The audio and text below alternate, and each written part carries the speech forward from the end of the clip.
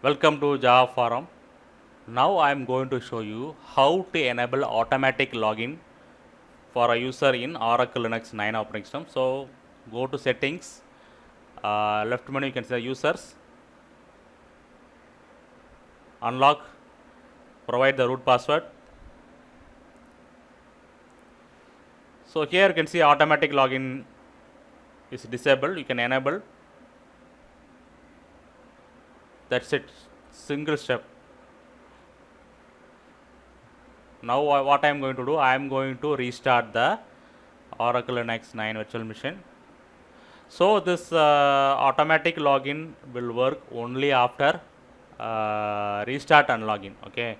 So if you log off and login means automatic login will not work. It will work only after rebooting. So I am rebooting the machine.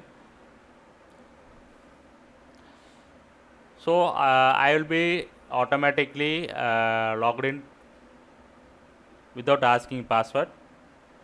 So once again I repeat, this will not work for log out and login. Okay, this will not work for log off and login. This will work only for after reboot, after restart or first time start.